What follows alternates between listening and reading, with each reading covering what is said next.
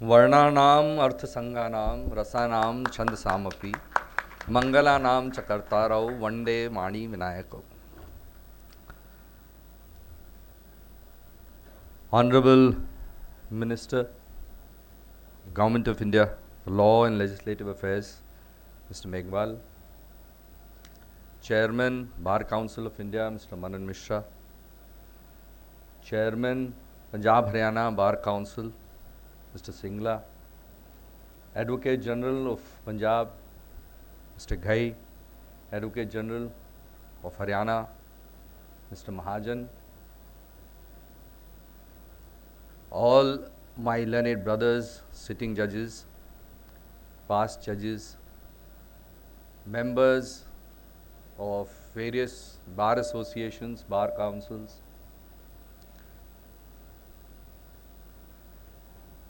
special pranams to all the people sitting outside and listening for such a long time.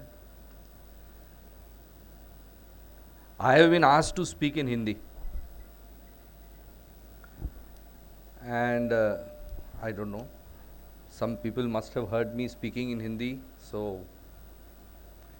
but every time this comes up, I remember an incident where a very learned scholar in Madhya Pradesh, he was asked to speak in a language with which he was not very comfortable.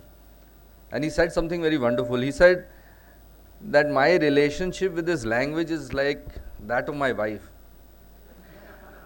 I love her, but I have no control over her.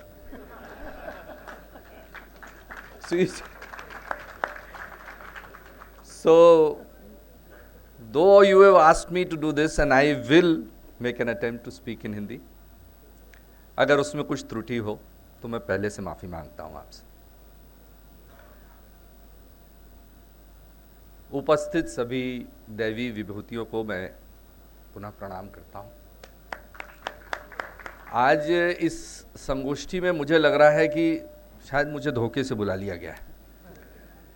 इसका कारण ये है कि वकीलों की समस्या और bar council chairman से जो आपकी अर्जियां हैं, मिनिस्टर साहब से जो अर्जियां हैं, वो सब हैं, इसमें मेरा कोई रोल है नहीं. और मुझे बोला गया था कि आप आके इस पर्टिकुलर सब्जेक्ट के ऊपर बोलिए, कॉन्स्टिट्यूशनल विजन ऑफ प्रबुद्ध भारत. तो अब 35 सालों से वकालत, पहले वकील और फिर जज की पढ़ने से मैं तो जो टॉपिक दिया जाता है, जो ब्रीफ रहती है, उसी में सीमित रहता हूँ. तो मुझे समझ में नहीं आ रहा कि मैं इसके ऊपर बोलूँ या ना बोलूँ, क्योंकि विषय कुछ और हो गया है.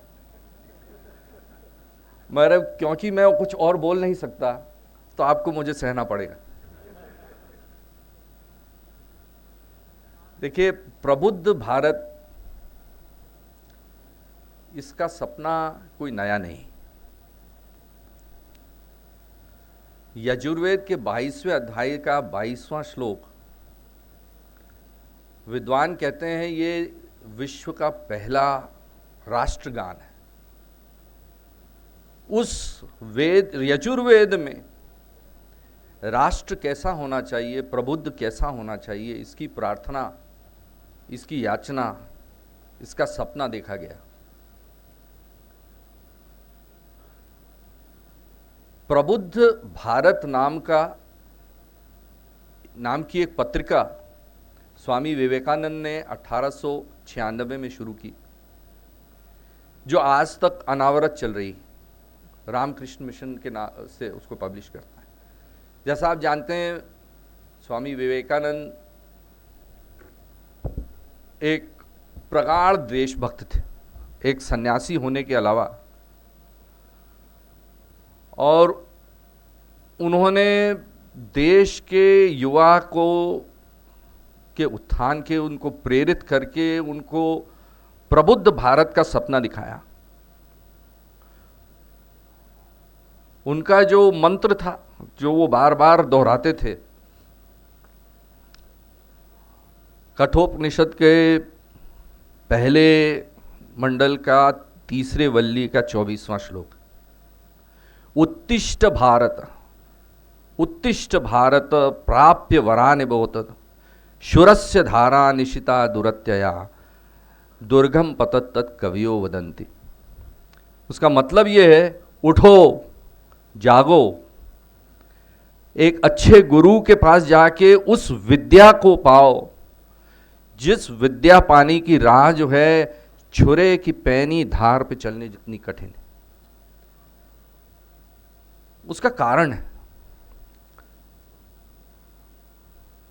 प्रबुद्धता की चाह तो और सपना हर एक को होता है, मगर उसको पाना बहुत कठिन है। बाबा साहेब भीमराव अंबेडकर जी ने भी प्रबुद्ध भारत नाम की एक पत्रिका 1956 में कुछ दिन के लिए छापी, बंद हो गई थी। उनका, वो खुद इतने प्रबुद्ध थे, उनके बारे में विद्वानों ने इतना सब कहा है, उसमें मेरे जैसा मंदबुद्धि व्यक्ति को जोड़े ये संभव नहीं। और अब बार काउंसिल की जितनी सराहना की जाए उतना कम है कि उन्होंने इस विषय को लिया कि आज 100वां वर्ष है उनकी वकालत शुरू करने का, एक उस अवसर पे वो साल भर का प्रोग्राम कर रहे हैं। जितनी सराहना की जाए कम है। मगर ये प्रबुद्ध भारत की परिकल्पना और संवैधानिक कल्पना के ऊपर अगर हम कुछ बात करें, विषय ये है प्रबुद्ध भारत की संवैधानिक परिकल्पना। अब आज 75 साल के संविधान होने के बाद भी अगर हमको एक संगोष्ठी करनी पड़े ये जानने के लिए कि संवैधानिक परिकल्पना क्या थी, तो ये हमारे लिए एक बड़ी शर्म की बात होगी। इसका मतलब ये होगा कि हम 75 साल से अभी तक यही नहीं जाने कि परिकल्पना क्या है, इसलिए इसके बारे में संगोष्ठी कर रहे हैं। हमारे संविधान रचयिताओं ने, हमारी कॉन्स्टिट्यूएंट असेंबली के सदस्यों ने, बाबा साहेब ने इसमें कोई शंका किसी के मन में छोड़ी नहीं। उन्होंने पहले से संवैधानिक परिकल्पना क्या है संविधान के साथ ही आपको दे दी। और इसीलिए आज मैं आपके लिए ये लेके आया हूं, ये उद्देशिका, हिंदी में उद्देशिका कहते हैं, आप लोग इसको प्रियम्बल जानते हैं। संविधान की प्रबुद्ध भारत की परिकल्पना क्या है, ये इस छोटे से एक पेज में उस कॉन्स्टिट्यूएंट असेंबली ने आपको दे दी। मैं पढ़ के सुनाता हूं आपको। हम भारत के लोग भारत को एक संपूर्ण प्रभुत्व संपन्न समाजवादी पंथ निरपेक्ष लोकतंत्रात्मक गणराज्य बनाने के लिए तथा उसके समस्त नागरिकों को सामाजिक, आर्थिक और राजनीतिक न्याय, विचार, अभिव्यक्ति, विश्वास, धर्म और उपासना की स्वतंत्रता, प्रतिष्ठा और अवसर की समता प्राप्त करने के लिए तथा उन सब में व्यक्ति की गरिमा और राष्ट्र की एकता और अखंडता सुनिश्चित करने वाली बंधुता बढ़ाने के लिए हमने संविधान की परिकल्पना की। इसके हमको ये परिकल्पना हमारे संविधान रचयिताओं ने पहले से दे दी है। इसके बारे में हमको कुछ ज़्यादा सोचने की ज़रूरत नहीं। सोचने की जो चीज़ है कि आज 75 साल बाद हमने इस परिकल्पना को प्राप्त करने के लिए जो किया वो क्या ठीक किया, गलत किया, सफिशिएंट किया, या और कुछ करना है, या हम कुछ गलत रास्ते में। आज कोई भी नहीं कह सकता कि इतने साल आज़ादी के बाद हिंदुस्तान वहीं का वहीं। आज ये देश विश्व के 4-5 सबसे महत्वपूर्ण देशों में गिना जाता है। इसकी मेरे को आपको लिस्ट देने की ज़रूरत नहीं है कि हम 5 ट्रिलियन इकॉनमी हैं, हम ये हैं, एजुकेशन में आगे हैं, साइंस में आगे हैं, सब में आगे हैं। हमने बहुत प्रगति की, औद्योगिक प्रगति की, वाणिज्यिक प्रगति की, सब तरीके की प्रगति की हमने बहुत की। मगर ये प्रबुद्धता हम में आई है कि नहीं, ये सवाल हमको अपने आप से पूछना पड़ेगा। जो देश के नागरिक प्रबुद्ध हैं वो देश प्रबुद्ध है। जिस देश के नागरिक प्रबुद्ध नहीं हैं वो देश में आर्थिक सक्षमता कितनी भी हो, वो प्रबुद्ध नहीं। तो ये प्रबुद्धता क्या है और कहां से आती? हम लोग शायद सोचते हैं शिक्षा से आती, मगर हम ये नहीं कह सकते हमने शिक्षा के क्षेत्र में प्रगति नहीं की, बहुत की। आज के विश्व में सबसे अच्छे साइंटिस्ट, एजुकेशनिस्ट सब जगह हैं, हिंदुस्तान के लोग हैं। क्या वो प्रबुद्ध हैं? शिक्षा किसी विषय पे जानकारी प्राप्त करना तो है, मगर शिक्षा, असल शिक्षा जिसको देखिए, विद्या शब्द एक ऐसा शब्द है जिसको हम लोगों ने पूर्व काल से इस्तेमाल किया पर अब त्याग दिया है। स्कूल नहीं कहते थे, हमारे विद्यालय कहते हैं। विद्यालय यानी वो आलय जहां विद्या सिखाई जाती है, विद्यालय। और विद्या क्या है? विद्या का अगर आप बृहत हिंदी शब्दकोश में उसकी परिभाषा कभी पढ़ें तो विद्या वो चीज है, वो ज्ञान है जो आपको सामान्य मनुष्य से एक महामानव बनाती।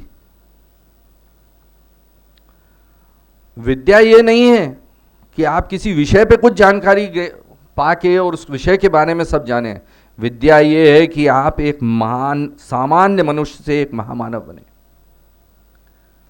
और महामानव बनने की क्या परिभाषा, क्या पहचान?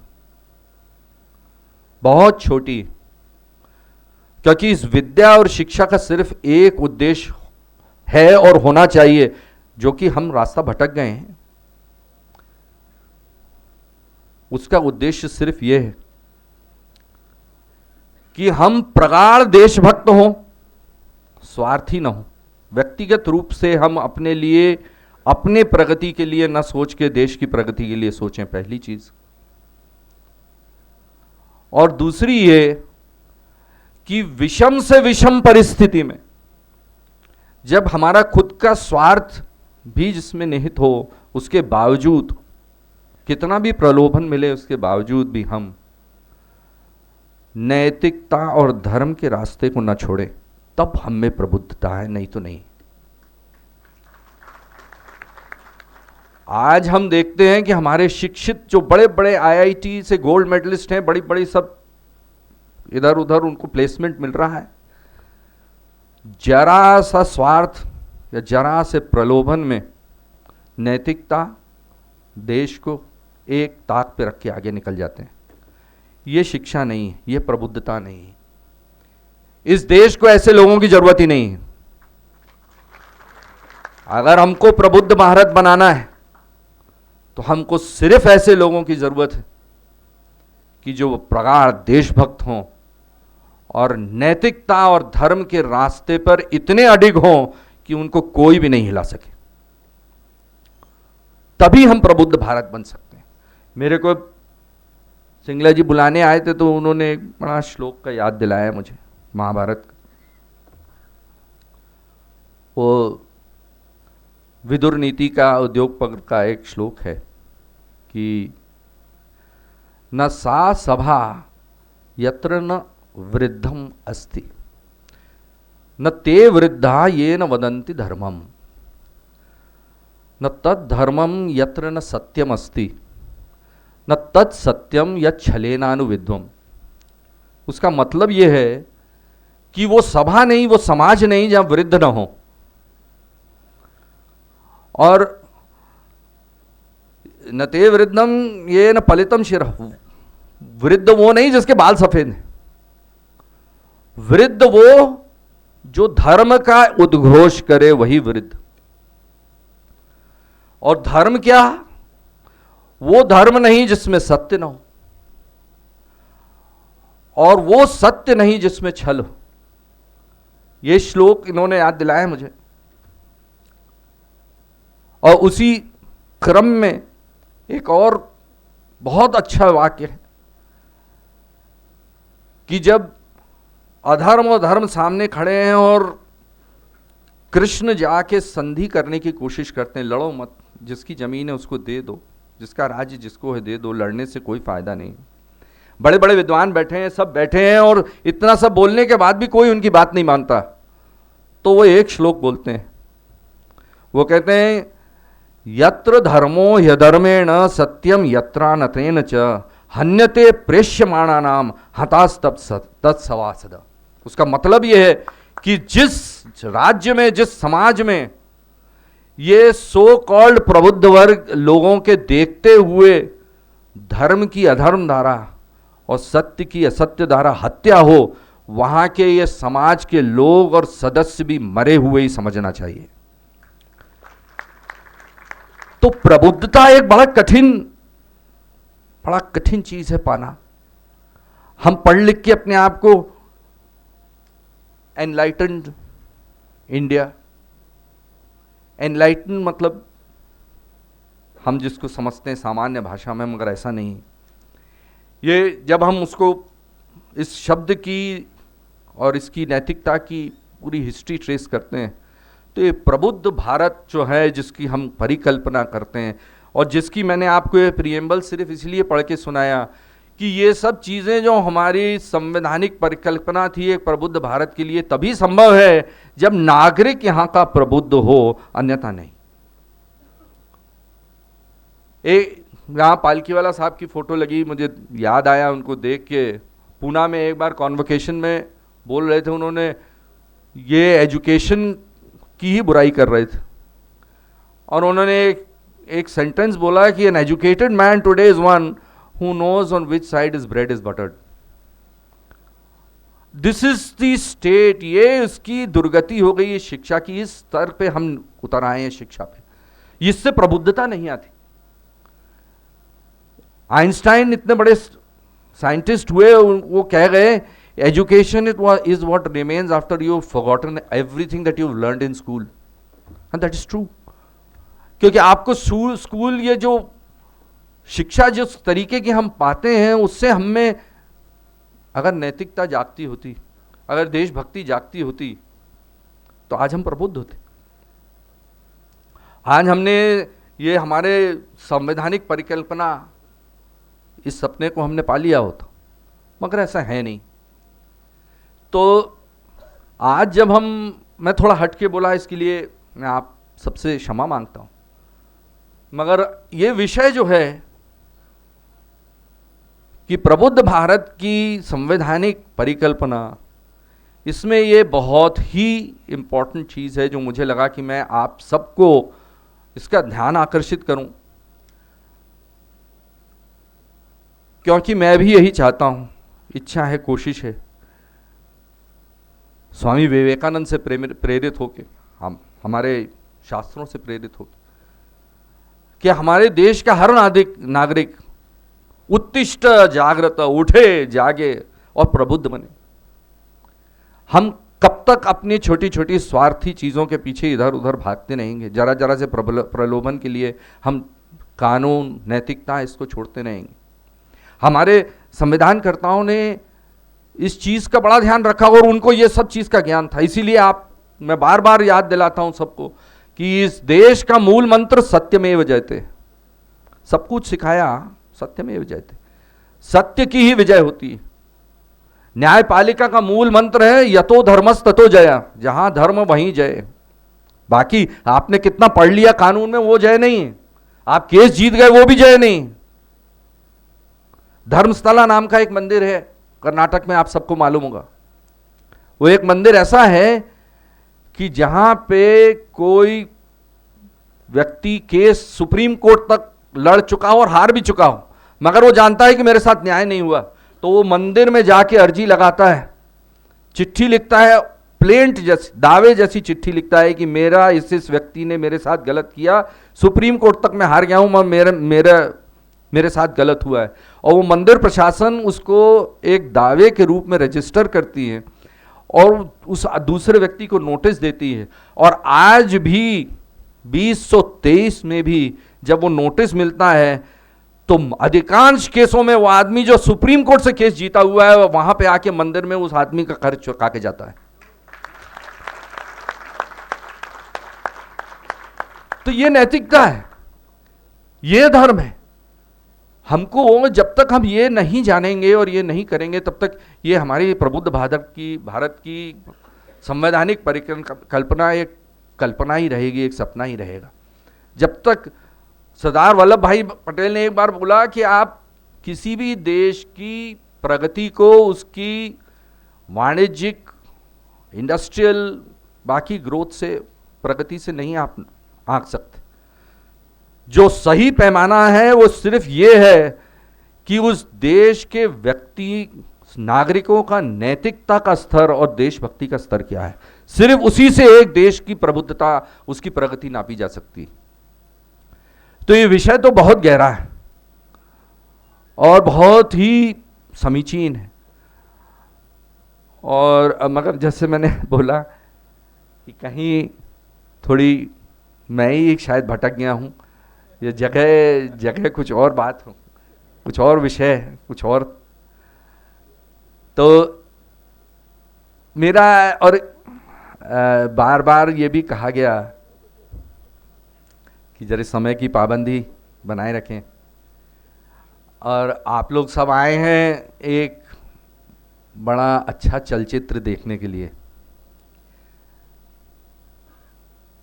मैं तो वो चलचित्र शुरू होने के पहले जो विज्ञापन होता है ना, जो आपके ऊपर लाद दिया जाता है, जो आपको अच्छा लगे ना लगे, आपको देखना ही पड़ता है और सुनना ही पड़ता है। मेरी वो विज्ञापन की स्थिति है आज, और मैं आपको उस विज्ञापन से ज़्यादा और बोर नहीं करना चाहता। इतना ही बोलूँगा, मैं बार काउंसिल का बहुत आभारी हूँ कि उन्होंने मुझे मौका दिया इस अवसर पर थोड़ा कुछ बोलने के लिए। मैं पुनः उनकी बहुत सराहना करता हूँ भूरी भूरी कि उन्होंने ये विषय चुना, और जिस तरीके से वो बार बार ऐसे प्रोग्राम, ऐसे कार्यक्रम करते रहते हैं, उससे वकीलों में अवश्य बड़ी प्रेरणा जागती है और जागेगी। तो मैं सभी को सिर्फ यही बोलते हुए कि मेरी तरफ से एक ही अर्जी है कि आप लोग और मैं खुद भी और मेहनत करूं, और हम लोग एक प्रगाढ़ देशभक्त बने, नैतिकता के रास्ते पे बने, सभी सुखी रहें, ये मेरा भगवान से प्रार्थना है। समस्त लोकाः सुखिनो भवन्तु। धन्यवाद।